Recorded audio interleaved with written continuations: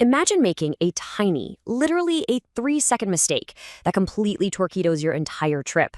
We're talking an instant penalty of up to $1,520, getting detained in a foreign airport, or worse, catching a lifetime blacklist from an entire country.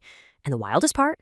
It might not even feel like it's your fault. Today, we're breaking down the absolute worst visa and immigration traps that people just keep falling for when traveling to Vietnam in 2026. You absolutely need to know these because, frankly, the stakes have never been higher. Okay, let's dive into this chronological survival guide for traveling to Vietnam in 2026. We're going to look at everything from before you even fly, to boarding your flight, surviving the immigration counter, navigating customs, and finally avoiding the dreaded visa run trap. So phase 1, before you even fly. Now, what's really interesting about this is that the earliest stage of your journey is exactly where your whole trip can go up in flames before you even leave your house. It's crazy, but a simple everyday habit can cause a total disaster. Take the e-visa name format. In the West, we usually write our first name, middle name, and then our last name, right? Like John Robert Smith. Sometimes we even leave the middle name out completely. But listen, if you do this on your Vietnam e-visa application, your visa is completely invalid. It absolutely must match that computer-readable line, the AO line at the bottom of your passport bio page, which always puts the surname first.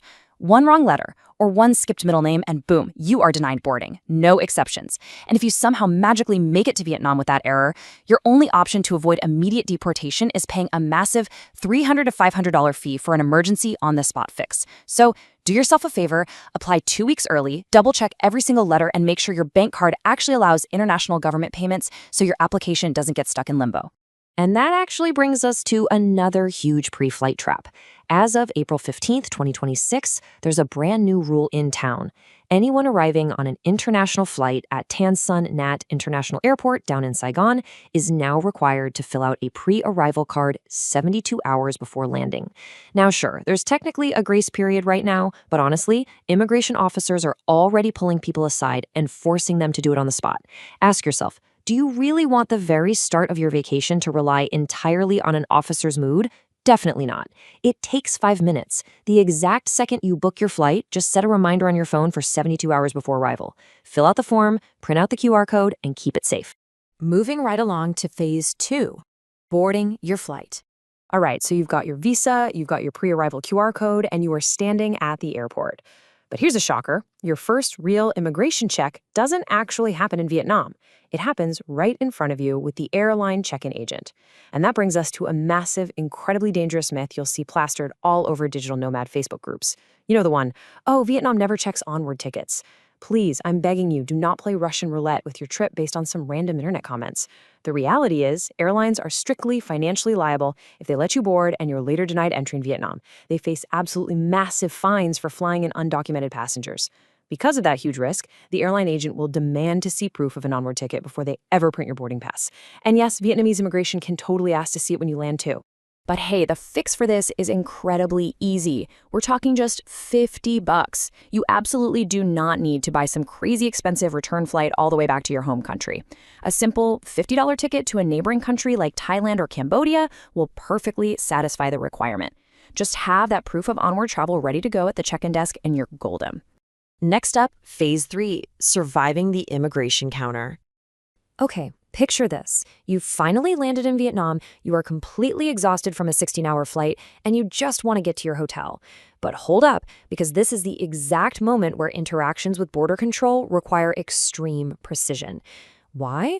Because we're back to that shocking number I mentioned at the very beginning of this explainer, $1,520. That is the potential fine for taking your passport back from the officer, flashing a friendly smile, and walking away without checking your handwritten entry stamp. You see, these officers process thousands of visas every single day, and sometimes they just make a simple human mistake and accidentally write that you have 15 days in the country instead of your approved 90 days. If you move your feet away from that counter without double-checking, you are in huge trouble. Here is the absolutely crucial detail you have to remember. The handwritten stamp date always overrides your e-visa duration date. Always. If your printed e-visa says you're good until September 13th, but the officer accidentally writes August 13th and you stay until September, well, you have officially overstayed. You could face detainment, a year-long blacklist, or even a lifetime ban. Now, if you open your passport and catch that error while you are literally still standing at the counter, the officer can fix the problem in 10 seconds flat. But if you don't catch it until a week later, you're going to have to deal directly with the immigration department, wade through mountains of paperwork, hire an agency to help you out, and pay that hefty fine. Seriously, do not move your feet until you check that date. And while we're at the counter, there's another massive, totally outdated trap you need to avoid. You might have heard from an uncle back in 1998 or read from some random guy online that you should just slip a $20 bill into your passport to speed up the line or dodge questions. Stop doing this immediately. This is an outdated, frankly stupid habit. This is not 1995 anymore, folks. It is strictly illegal. On top of that, under the new Decree 59, officers are explicitly required to document every single visa entry denial. Trying to slip them cash isn't being street smart, it's totally counterproductive, and it actually damages the reputation of Vietnam's immigration practices. If your paperwork is in order, they have zero legal basis to deny you. Keep your $20 in your wallet, and do not treat border control like a shakedown. So what actually happens if you do get pulled over for secondary screening? Well, talking yourself into even deeper trouble is a very real risk here. Remember, immigration isn't customer service, it's border control.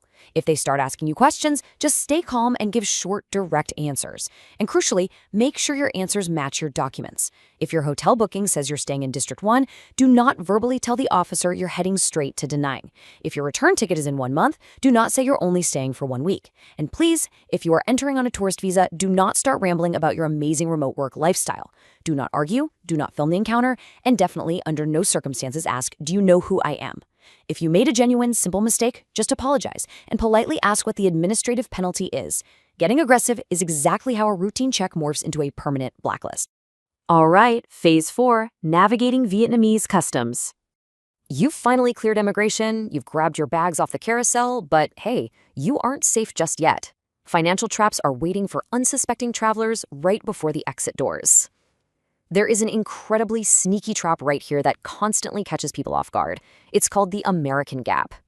See, U.S. law allows you to leave the country carrying up to $10,000 in cash without declaring it, but Vietnamese law, it only allows you to enter carrying 5,000 US dollars, or roughly 130 million VND, without declaring it. So what happens?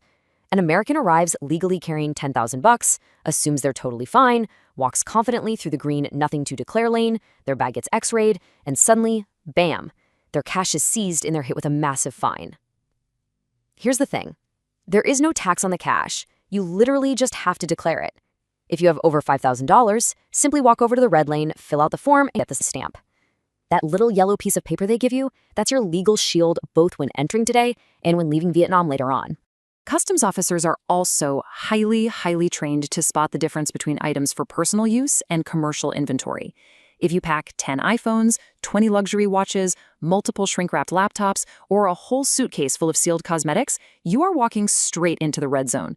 Customs is naturally going to assume you're trying to illegally bypass import taxes, and that can trigger a $4,000 fine and the total confiscation of all your stuff.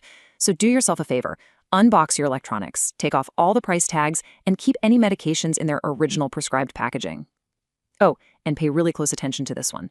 As of March 2026, Vietnam has officially completely banned e-cigarettes and vapes. Do not just assume that because it's legal in your home country, it's okay to bring it into Vietnam. They will find it, it will be confiscated, and you will be fined. Finally, we've reached Phase 5, the visa run trap. Now, this section is specifically aimed at the long-term travelers out there and the digital nomads who are trying to build a life in Vietnam using only tourist visas.